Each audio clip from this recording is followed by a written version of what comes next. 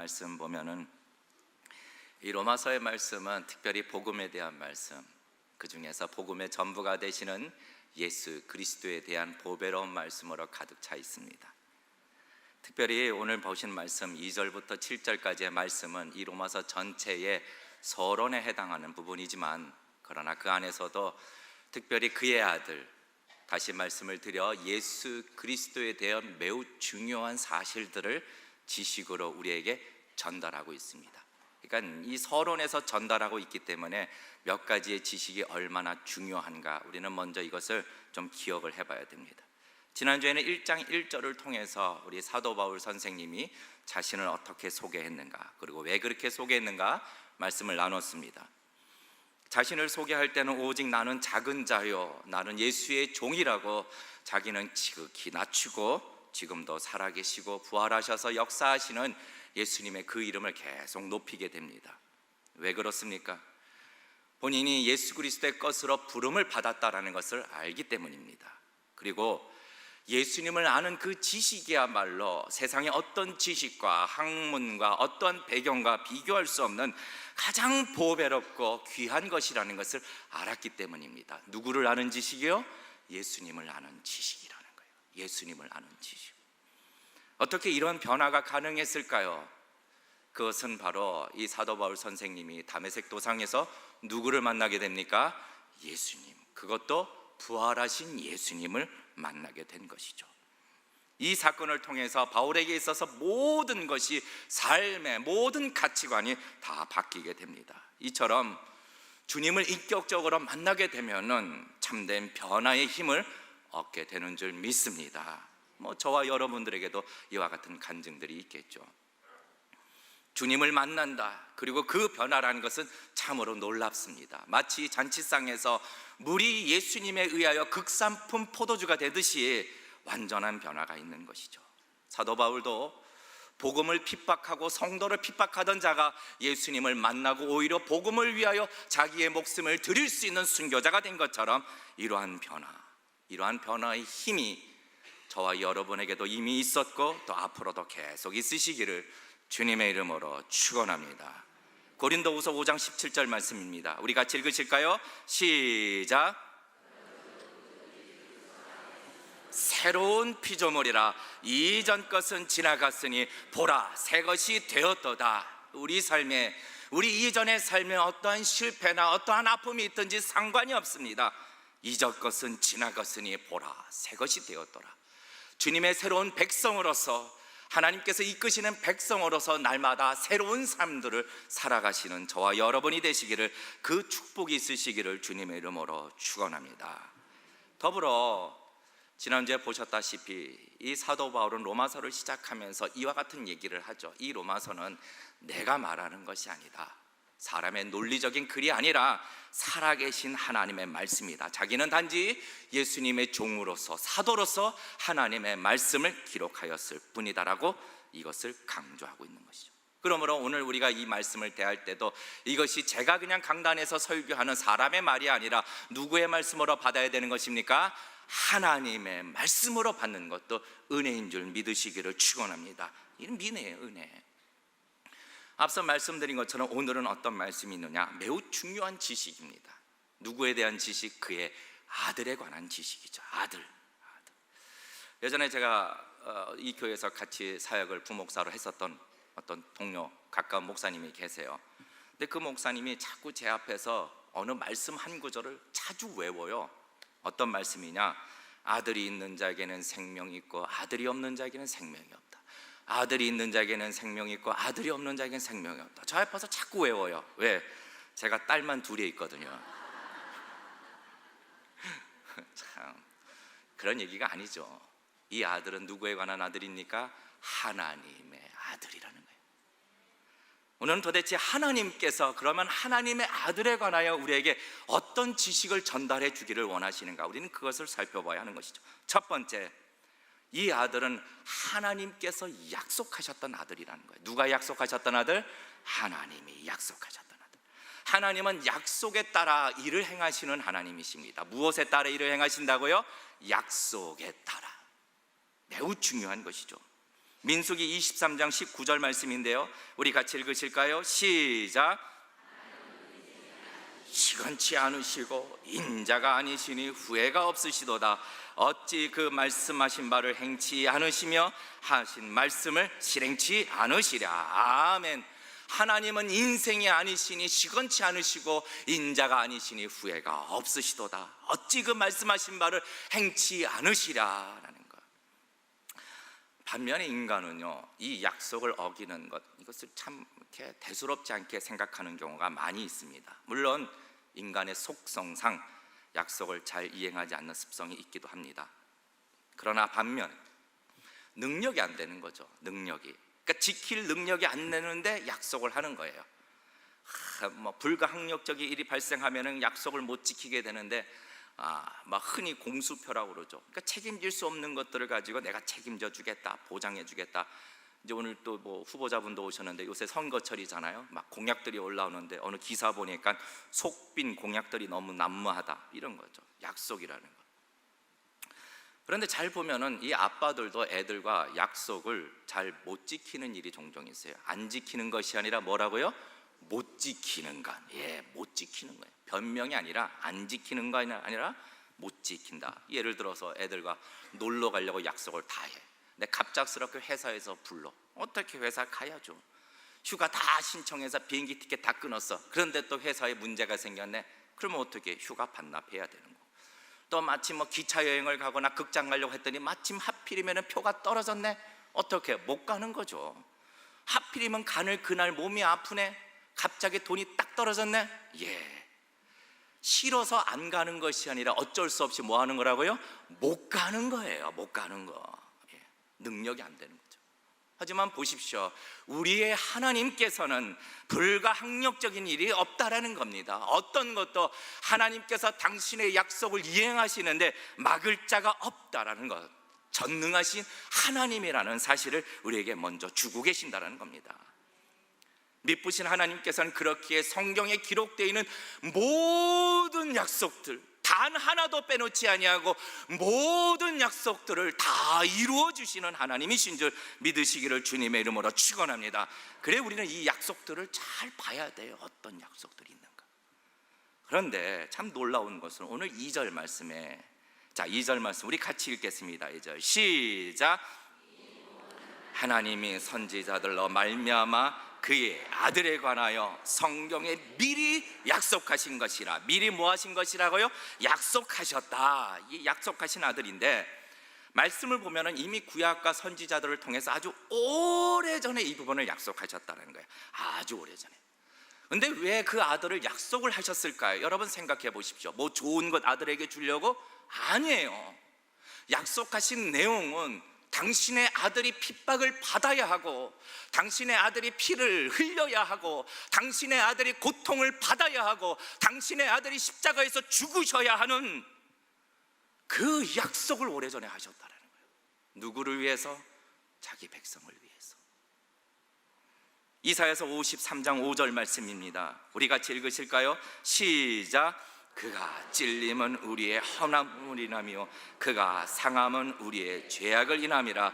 그가 징계를 받음으로 우리가 평화를 누리고 그가 채찍에 맞음으로 우리가 나음을 얻었다. 우리에게는 좋아요. 우리는 평화를 누리고 우리는 나음을 얻을 수 있지만, 그러나 하나님의 입장에서는 그 아들이 채찍을 맞아야 하는 그런 약속이고, 찔려야 하는 고통 속에 있어야 하는 약속이며, 결국 십자가 위에서 죽어야 하는 그 약속을 오래전에 주셨다는 거예요.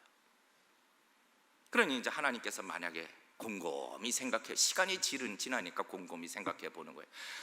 시간이 지나고 곰곰이 생각해 보니까 내 아들이 당해야 하는 고통이 너무나도 크구나, 너무나도 마음이 아프거나, 오래전 약속이니 그냥 모른 척하자, 그러지 않으시죠. 또 보니까 하나님이 약속하셨을 때는 자기 백성이 너무 예뻤어. 그런데 이게 하는 꼴을 보니까 점점 지나가는 지남에 따라 이 하는 행위가 이게 너무 괘씸하고 마음에 안 들어. 자꾸 반항을 하네. 돌이키라고 해도 돌이키지 않네. 취소. 그러지 않으신다라는 거예요. 여러분 보십시오. 저도 애들하고 약속을 할 때 오늘따라 너무 예쁘게 구는 거예요. 말도 잘 듣죠. 아양도 떨죠. 오늘따라 아빠 리모컨 티도, 리모컨 뭐죠? 이모컨 뭐 있죠? 예, 이모티콘. 죄송합니다. 이모티콘도 보내줘. 뿌잉뿌잉 보내줘. 그럼 기분이 좋아가지고 약속을 하죠. 야, 그래, 내가 언제 좋은 거 사주마. 근데 약속을 덥석하고 난 다음부터 보니까 이게 점점점 말을 안 듣네. 말썽을 피우네. 어거지를 피우네. 그러면 이 선물을 사주고자 하는 이 약속에 지키고자 하는 마음이 어떻게 해요? 싹 사라져요. 잘하신다. 예, 싹 사라지는 거예요. 그러면은 또 때가 돼서 아빠 약속 지켜주세요. 그럼 뭐라 그럽니까? 야, 네가 뭐가 예뻐서 내가 사주냐? 그러면 애들은 또 그렇지, 아빠가 그렇지, 믿은 내가 애초에 잘못이지. 이렇게 해서 이제 불행으로 끝나게 되는 거죠. 예. 그런데 그렇게 안 하시죠. 우리의 하나님께서는 이 약속을 주셨는데 여전히 하나님에 대하여 반항하고 여전히 죄 가운데 임하고 여전히 하나님의 것을 거절하고 불순종해도 하나님께서는 당신의 아들을 주시고 고통을 주시겠다라는 이 약속을 취소하지 않으시고 그대로 이 약속대로 우리에게 주셨다라는 겁니다. 이게 얼마나 놀라운 것인가요? 그리고 이 약속을 주실 때도 그냥 약속을 주신 것이 아니라 하나님께서 다윗의 혈통으로 보내주시는데, 다윗의 혈통이라고 말하는 것도 하나님이 이미 약속하신 그 방법대로 주시는 거예요. 다윗의 자손으로. 예레미야 23장 5절과 6절 말씀입니다. 우리 같이 읽으실까요? 시작. 보라, 때가 이르니니 내가 다윗에게 한 의로운 가지를 일으킬 것이라. 그가 왕이 되어 지혜롭게 행사하며 세상에 공평과 정의를 행할 것이며 그의 날에 유다는 구원을 얻겠고 이스라엘은 평안히 거할 것이며 그 이름은 여호와 우리의 의라 일컬음을 받으리라. 이렇게 약속하셨어요. 내가 다윗에게 있어서 한 의로운 가지를 일으키실 것이다.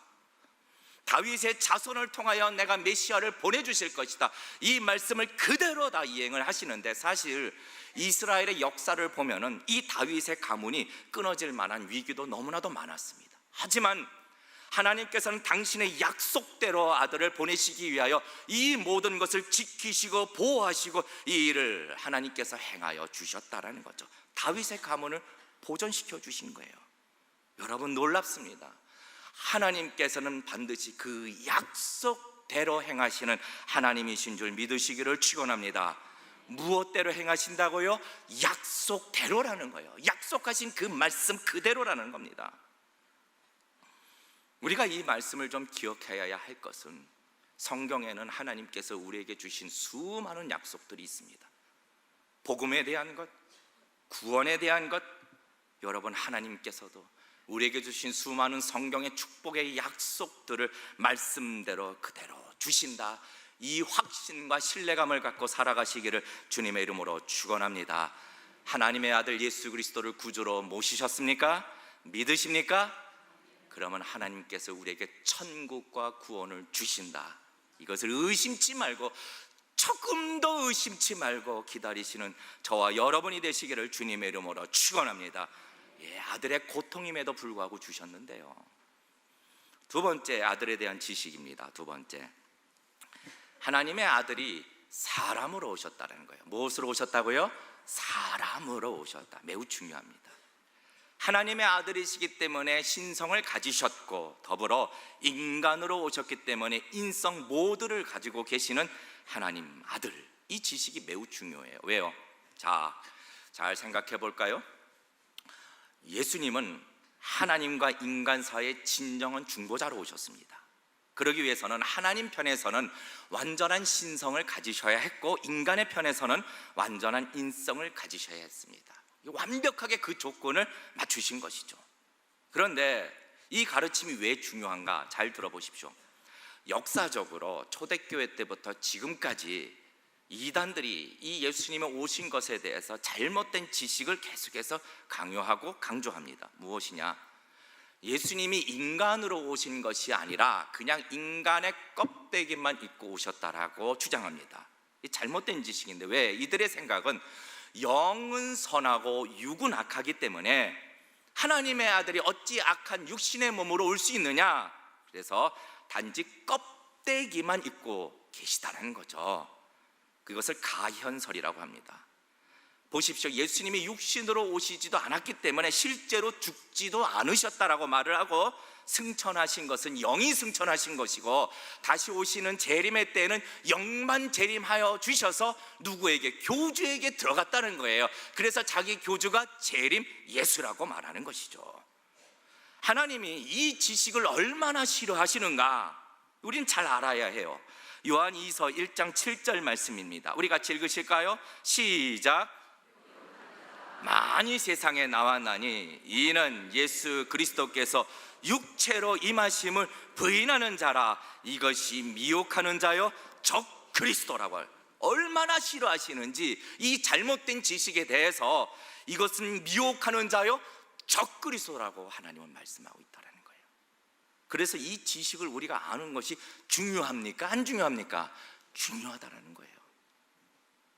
예수님은 완전하신 하나님이시지만 하나님의 택하신 자들을 위하여 속죄하시기 위하여 완전한 인간으로 이 땅에 오십니다. 그리고 하신 일이 무엇입니까? 인간으로서 당하는 그 고통을 다 당하시는 것이죠. 모욕을 당하시고 아픔을 당하시고 피를 흘리셔야만 했고, 결국에는 십자가 위에서 완전히 죽으셔야만 했던 것입니다. 이것이 대속사역의 완전을 이루신 것이죠. 만약에 예수님의 인성을 부인한다, 육체로 오신 것을 부인한다, 그러면은요 예수님의 대속사역을 다 부인하는 것입니다. 예수님의 인성을 부인하는 이 죄는 하나님의 수고가 헛된 수고였다라고 말하는 큰 죄를 범하게 되는 것이죠. 그래서 이 지식이 너무나도 중요하다는 것을 얘기하고 있는 것이죠. 아들로 말하면은 육신으로 다윗의 혈통으로 인간으로 오셨다라는 것을 강조하고 있는 것입니다. 여러분 기억하십시오. 우리는 하나님의 아들에 대한 지식이 매우 중요해요. 첫째로 이 아들은 누가 약속하신 것이라고요? 하나님이 약속하신 아들이다. 그리고 우리 예수님께서는 이 땅에 오실 때 인간으로 오셨다라는 것, 완전한 인성을 가지고 오셨다라는 것, 이것이 매우 중요합니다. 우리는 이 지식이 매우 중요해요. 세 번째로 아들에 관한 지식 중에 하나가, 그는 육신적으로 완전히 죽으셨지만 다시 성결의 영으로 부활하셨다. 성결의 영으로 뭐 하셨다라고요? 부활하셨다. 4절 말씀입니다. 우리 같이 읽으실까요? 4절 시작.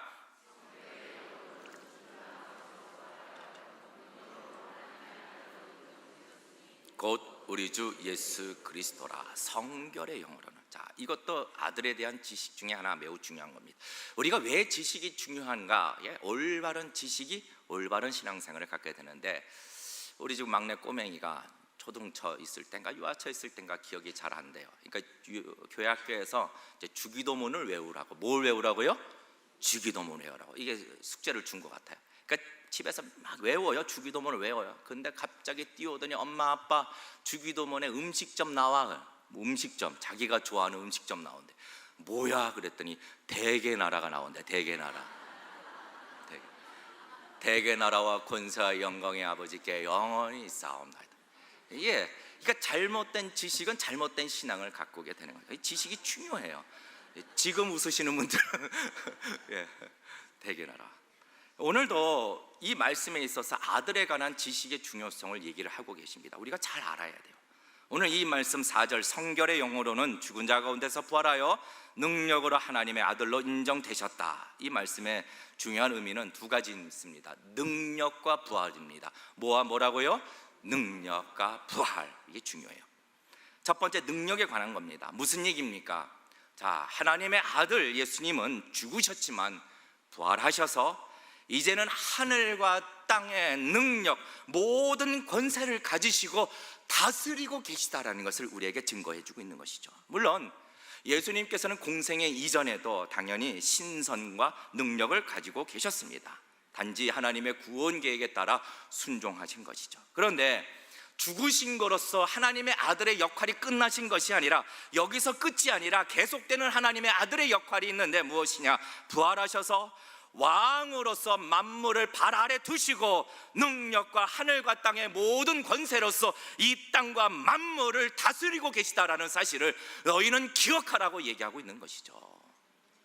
여러분, 이것을 믿으십니까?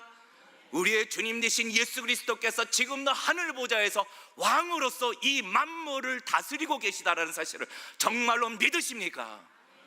이게 중요한 것입니다. 고린도전서 15장 25절과 26절 말씀입니다. 우리 같이 읽으실까요? 시작. 저가 모든 원수를 그 발 아래 둘 때까지 불과 불 왕노릇 하시리니 맨 나중에 멸망받을 원수는 사망이니라. 만물을 저의 발 아래 두셨다 하셨으니 만물을 아래 둔다 말씀하실 때에 만물을 저의 아래 두시니가 그 중에 들지 아니한 것이 분명하도다. 다른 말씀 되게 복잡한데 어찌됐건 만물을 누구 발 아래 두셨다고요? 저의 발 아래 두셨다라는 거.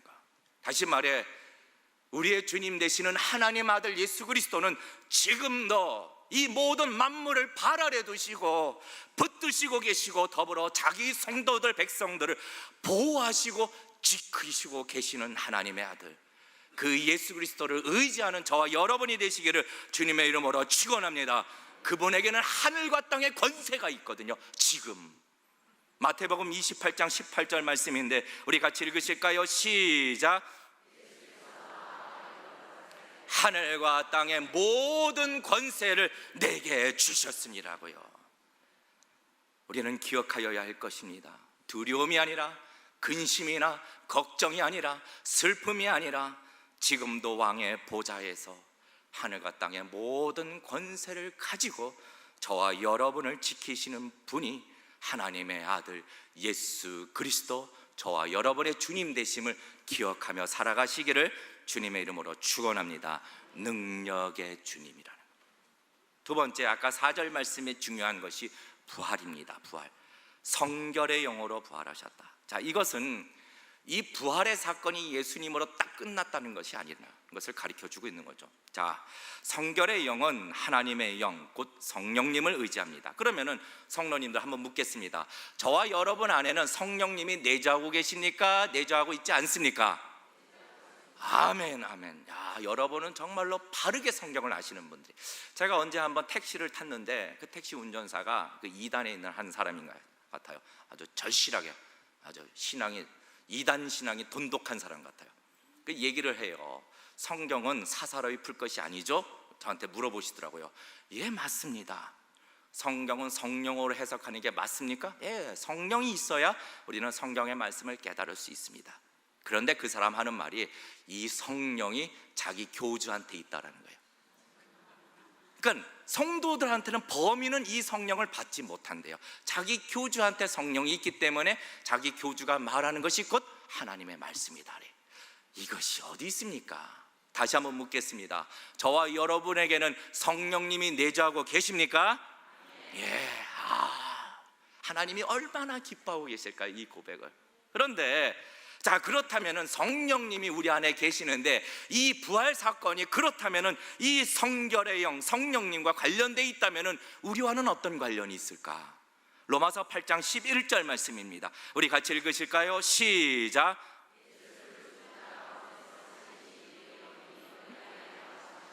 그리스도 예수를 죽은 자 가운데서 살리신 이가 너희 안에 거하시는 그의 영으로 말미암아 너희 죽을 몸도 어떻게 해요? 살리시느니라. 아멘. 성도님들 묻겠습니다. 예수 그리스도께서 부활하신 것을 믿으십니까?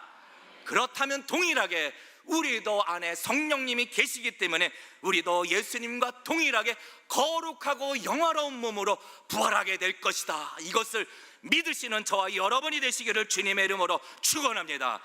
이게 놀라운 진리라는 거예요. 이 부활에 대하여 베드로전서에서도 확인시켜주고 있는데 베드로전서 1장 3절 말씀 우리 같이 읽으실까요? 시작.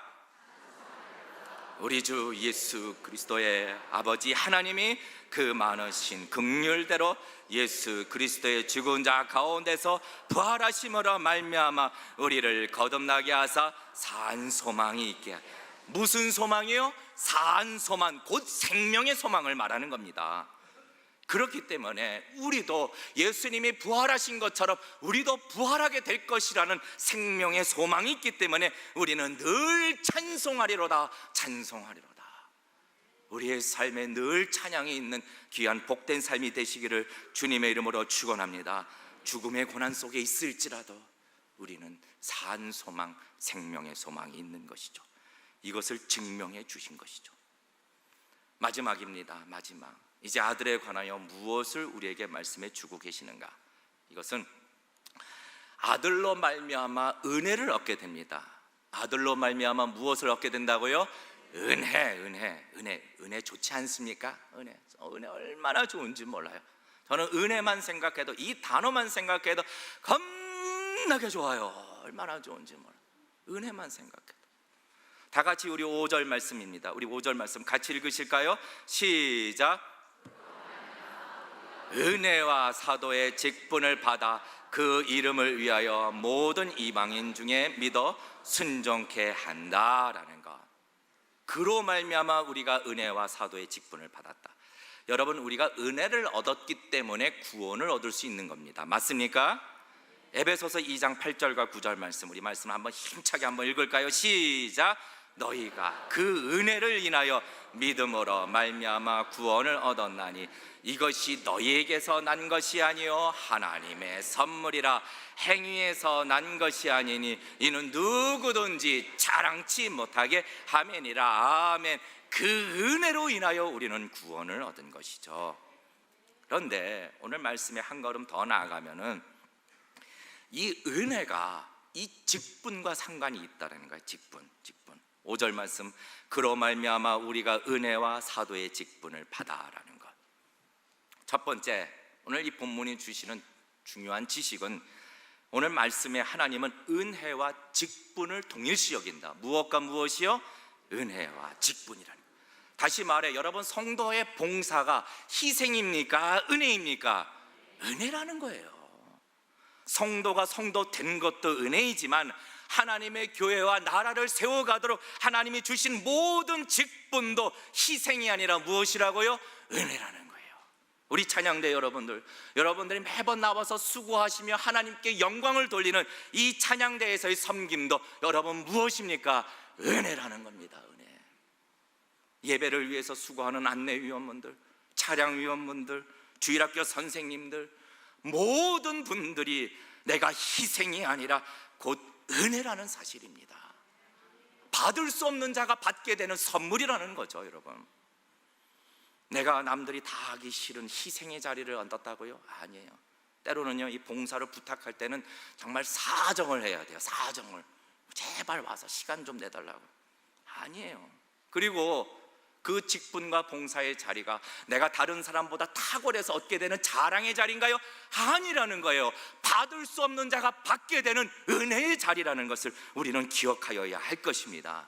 이것을 기억할 때에 우리의 섬김과 헌신은요, 기쁨이 되는 것이요, 더 큰 열정을 갖게 되는 줄 믿으시기를 축원합니다. 그래야 되는 거죠. 고린도전서 15장 10절 말씀입니다. 우리 같이 읽으실까요? 시작.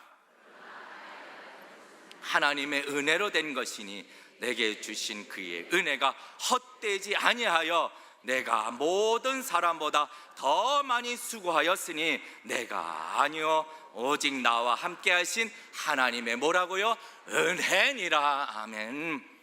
저와 여러분이 하나님의 나라를 위하여 수고하는 거요, 헌신이 아니라 하나님이 주신 은혜라는 사실이 있는 거죠. 그래서 더 기쁘게 더 열심으로 할 수 있다는 거예요. 요즘 많은 분들이 저를 격려를 많이 하세요. 격려를 많이. 얼마나 힘들겠냐고, 얼마나 어려운 시기에 어려운 일 감당해서 힘들지 않냐라고. 어떤 분은 그러시더라고요. 너무 안쓰럽대요. 뭐 하다고요? 안쓰럽대요. 네, 그렇죠. 예, 목양실 한번 탁 들어가면은 그날 거의 나올 수가 없어요. 설교 준비하고 또 기도하고 설교 준비하고 기도하고. 그 이제 따분하면은 뭐 하느냐? 이제 커피 마시러 교육자실 나와서 한 바퀴 도는 거예요. 뭘 마시러요? 커피. 급핑기 대고 커피를 마시는데 하루에 한 10대짜는 마시는 것 같아요. 너무 놀라시는 것 같아요. 예, 그 이제 조금씩 물론 나눠서 마시긴 하지만, 예. 그러나 제가 이 말씀을 준비하면서 하나님이 제게 주신 말씀이 네가 지금 받은, 네가 있는 그 자리는 은혜의 자리다라고 얘기하시더라고요. 희생이나 헌신이나 자랑이 아니라 무슨 자리라고요? 은혜의 자리라는 거. 그렇죠. 저는 제가 목회자가 될 것이라고 아주 꿈에도 생각 안 했어요. 어디서 생각을 했다고요? 꿈에도. 어떤 분이 물어보실 때마다 아유 뭐 저 같은 게 무슨 또 제가 무슨 목회자가 되냐고 그랬었죠. 이제 제가 군대 있을 때 하루는 맨날 가지고 다니는 게 성경책이었어요. 포켓 성경책. 그러니까 남들 군대에서 자 담배 일발 장진 그러더라고요, 휴식 시간에. 이제 그러면 저는 여기서 이제 성경책을 딱 읽죠. 그러니까 군대 조교가 맨날 저를 부를 때 손가락을 딱 가리키고 까딱까딱거리면서 어이 새끼 목사 그러더라고요. 그래서 참 다행이에요. 새끼 목사 이렇게 하지 않고 만약에 바꿔서 말했으면 큰일 날 뻔. 아니 무슨 이 생각 들으시길래. 근데 참 저는 생각을 했어요. 야 그때 그 조교가 혹시 예언의 은사가 있었나 그런 생각. 제가 목회자가 된 것도 부름을 받은 것도 무엇입니까? 은혜라는 거예요. 희생이 아니라 제가 선교지에 있었던 것도 은혜라는 거죠. 여러분, 우리가 있는 모든 직분은 받을 수 없는 자가 받게 되는 하나님의 은혜라는 사실을 기억하며 살아가는 저와 여러분이 되시기를 주님의 이름으로 축원합니다. 마지막뿐만 아니라 이것은요, 봉사의 일, 섬김의 일, 직분을 감당하기 위해서는 무엇이 필요하다? 은혜가 필요하다라는 거예요. 은혜 없이는 감당할 수 있는 힘이 없어요, 여러분. 그렇지 않습니까? 베드로전서 4장 11절 말씀입니다. 베드로전서 4장 11절 말씀 같이 읽겠습니다. 시작.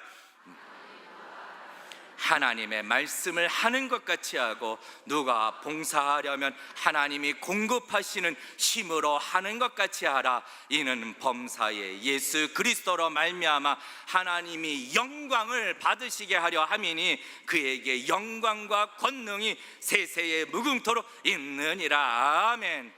무슨 말입니까? 아무리 연약하고 흠이 많은 사람이라도 할지라도 하나님께서는 그 사람에게 직분을 주어서 감당할 수 있는 힘을 줘서 누가 영광을 받으시는 거예요? 하나님이 영광을 받으시겠다라는 거죠.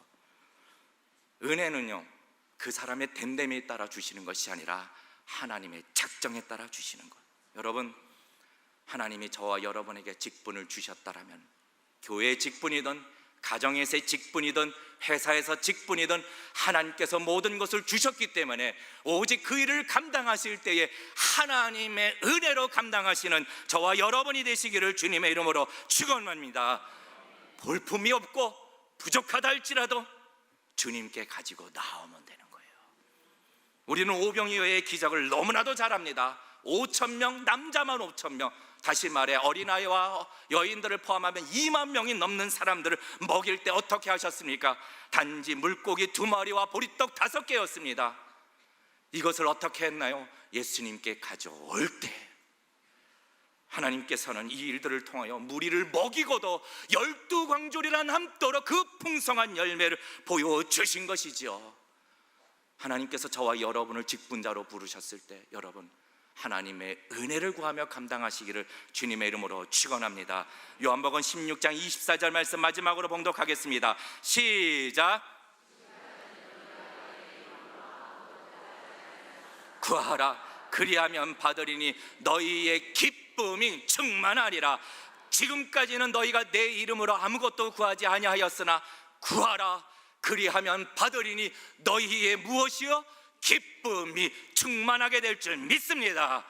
이제 말씀을 마치고 기도합니다. 여러분, 오늘 이 말씀은 하나님의 아들에 대한 지식을 우리에게 가르쳐 주고 있는 것이죠. 매우 중요한 지식입니다.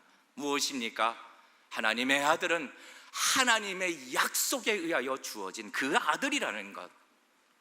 두 번째로 하나님의 아들은 완전하신 하나님이실 뿐만 아니라 완전한 인간이신 신성과 인성을 다 가지신 분이라는 것. 세 번째로 그분은 죽으셨을 뿐만 아니라 부활하셔서 지금도 능력과 권세로 만물을 다스리고 계시다라는 것. 마지막, 그분으로부터 은혜가 나온다라는 것.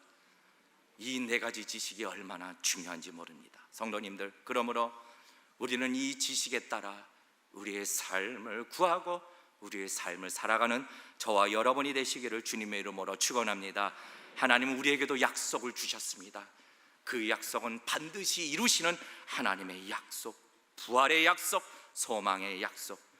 그러므로 늘 확신 가운데 하나님의 약속을 기다리는 자가 되시고, 더불어 지금도 다스리고 계시는 그 하나님께 의지하며 저와 여러분이 맡으신 직분을 감당할 때 조금도 부족함이 없는 그러한 감당을 저와 여러분을 통하여 이루시는 그 하나님께 의지하는 저와 여러분이 되시기를 주님의 이름으로 축원합니다. 두려워하지 마십시오. 하나님의 약속을 의지하시고 하늘과 땅의 모든 권세를 가지신 예수 그리스도 앞에 의지하며 기도로 나아가는 저와 여러분이 되시기를 주님의 이름으로 축원합니다.